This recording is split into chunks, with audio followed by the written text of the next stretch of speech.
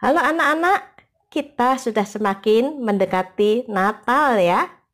Nah, apa tandanya kalau Natal sudah semakin dekat anak-anak? Selain tentunya melihat kalender ya. Nah, apa itu? Iya, ada pohon Natal ya. Pohon Natal yang selama 1 tahun tersimpan di dalam gudang, sekarang sudah mulai dikeluarkan dari gudang, dibersihkan, dihias, dipasang, dan kemudian kita menikmati pohon Natal. Anak-anak, apakah pohon Natal itu? Pohon Natal itu adalah gambaran pohon cemara ya. Iya. Nah, ada banyak cerita tentang pohon Natal. Mengapa Natal ada pohon Natal? Wah, banyak sekali ceritanya. Salah satunya yaitu bahwa pohon Natal ini mulai menjadi tradisi yang menghiasi hari Natal itu dimulai oleh orang-orang Jerman pada abad ke-16, di mana mereka memasang pohon cemara sebagai pohon Natal. Nah, kemudian pada abad ke-18, imigran dari Jerman membawa tradisi memasang pohon Natal itu ke seluruh dunia. Mulailah orang-orang di seluruh dunia pada hari Natal mulai memasang pohon Natal dari pohon cemara. Bahkan Martin Luther King disebut sebagai orang yang mulai mempopulerkan pohon Natal, memajangnya di dalam rumah dengan hiasan lilin-lilin. Nah, kemudian lilin-lilin ini pada akhirnya diganti dengan lampu-lampu hias.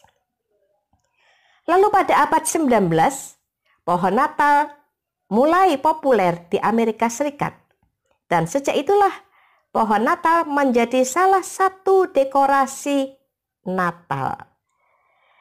Nah, pohon Natal adalah diambil dari pohon cemara asli. Tetapi kemudian menurut perkembangan zaman dan juga sayang ya kalau pohon cemara dipotong hanya dipakai sesaat untuk pohon Natal, ya kan? Nah, kemudian mulailah ada kreativitas membuat pohon Natal dari plastik. Tetapi bentuknya tetap pohon cemara. Pertanyaannya adalah, mengapa ya pohon Natal itu kok menggunakan pohon cemara? Boleh nggak dengan pohon yang lain? Boleh. Mau pohon pisang? Boleh. Mau bambu? Boleh. Mau pohon mangga? Boleh. Pohon apa saja boleh. Tetapi mengapa dipilih pohon cemara? Karena pohon cemara termasuk pohon evergreen. Selalu hijau.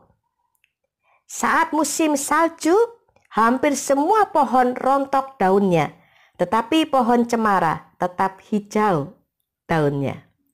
Pohon cemara adalah pohon yang mampu hidup hingga ratusan tahun. Pohon cemara juga adalah pohon yang mudah beradaptasi dan dapat tumbuh di mana saja. Di atas gunung bisa, kemudian di lembah bisa, bahkan juga di pesisir laut juga bisa tumbuh pohon cemara. Pohon cemara menjadi simbol hidup yang kekal. Jadi, kalau kita memiliki pohon Natal yang bentuknya pohon cemara, itulah sejarahnya, ya. Dan pohon cemara, kenapa kadang-kadang diberi kapas? Apa iya ya? Ya, itu waktu Bu Siri masih kecil, pasang pohon Natal ada kapasnya.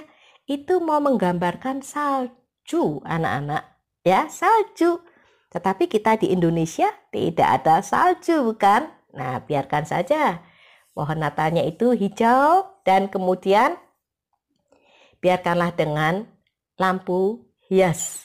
Untuk menggambarkan bahwa pohon cemara memang adalah pohon yang evergreen. Selalu hijau. Nah, anak-anak, pohon Natal adalah tanda bahwa peringatan dan perayaan hari kelahiran Yesus Kristus itu sudah mendekat.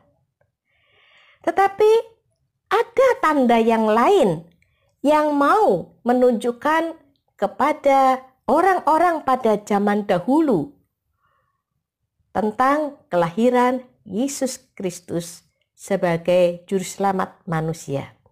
Kita akan bersama membaca dari Injil Lukas pasal 2 ayat 12. Dan inilah tandanya bagimu, kamu akan menjumpai seorang bayi dibungkus dengan lampin dan terbaring di dalam palungan. Ini bercerita tentang para malaikat yang datang kepada gembala-gembala di padang. Para malaikat datang untuk memberitahu kepada para gembala itu bahwa hari itu telah lahir seorang juru selamat bagi manusia, Yesus Kristus. Tetapi para gembala ini adalah orang-orang yang tidak sekolah, tidak bisa hidup mewah, tidak banyak mengerti tentang politik, tidak banyak mengerti tentang kitab suci, sehingga para gembala ini adalah orang-orang yang seringkali disingkirkan oleh masyarakat umum. Mereka hanya bergaul dengan domba-domba. Karena itulah berita Natal yang disampaikan kepada para gembala ini harus dipercayai oleh para gembala itu. Bagaimana supaya para gembala ini percaya bahwa malaikat-malaikat itu memang memberitakan kebenaran? Cara yang dipakai adalah para malaikat memberikan tanda kepada para gembala, yaitu para gembala nanti akan menemukan seorang bayi yang dibungkus dengan kain lampin dan dibaringkan di dalam palungan. Dan bayi itu adalah Yesus. Nanti pada akhirnya para gembala itu pergi meninggalkan padang rumput dan kemudian mencari bayi Yesus. Dan mereka menemukan kebenaran seperti apa yang disampaikan oleh para malaikat, yaitu ada seorang bayi terbungkus kain lampin dan dibaringkan di dalam palungan.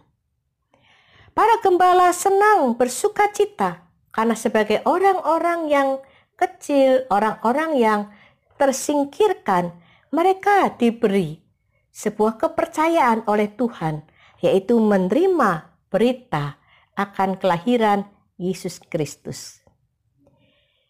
Tanda tentang bayi yang lahir ada di dalam palungan, meyakinkan para gembala tentang Tuhan yang selalu memberitakan kebenaran. Nah, anak-anak yang dikasihi Tuhan, apakah pohon Natal itu harus ada pada hari Natal? Tidak. Tidak harus ada.